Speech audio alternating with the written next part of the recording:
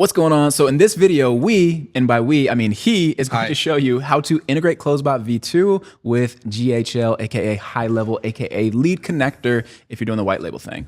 Awesome sauce. So let's hop right into it. Let's not waste any of your time. Let's go to sources. So you should be in the dashboard area, left-hand side, you should see a little button called sources. We're gonna click sources, and this is where we're gonna be able to add multiple sources. So we have sub accounts. Again, if you, like you said, if you're on a high level GHL, no white label, you can just use high level. As you can see here, like a high level sub account. Or if you're in a white label, you're gonna use lead connector. As you can see here, a lead connector sub account. But it's literally as simple as coming to this page, sources here, top right-hand corner, click add new source. Once we click add new source, this is very, very important. Whatever source you add here is going to stay there. So if we know we're a white label, let's click white label. I'm going to go click a white label sub account. Click here.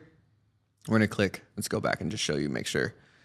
So we click, it's going to turn blue. I'm going to click next. And by white label, just so you know, like if you're on a white labeled version of high level, like for instance, we have one called Alpha Clicks, and we sell our SaaS to other business owners under the name Alpha Clicks, and only if you do not want your clients knowing that you're using high level as a platform so they don't try to go around you, would you use lead connector. If it doesn't matter, you can use high level. They literally function the exact same way. Absolutely.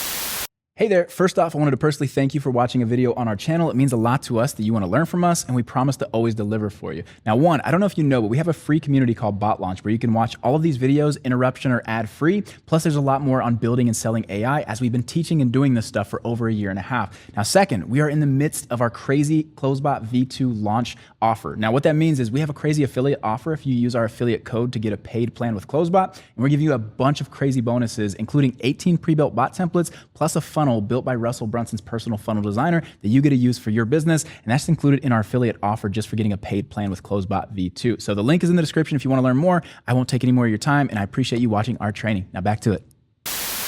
So we click next, and we click source details, lead connector, sub account. We're going to click connect here. Once we click connect, it's going to ask you to log in. And we're going to go ahead and log in real quick. We're going to click log in. And once we click log in here, it's going to take us to this page. Now log into whatever whatever sub account you want to. So your email and username, password, it's all going to be exactly the same. So for instance, as I showed y'all earlier, we'll come out of here, close this out. It's going to look literally exactly like this. So we can open this up and we can even edit this source. So once you connect, you can have some extra settings. So you can see the connected bots that are onto this source specifically, and you can see the source type, you can see the address, and then this is the workflow or the sub account name. So as you can see, this is my sub account name, 0 build test workflow inside of here. So this is just for testing purposes.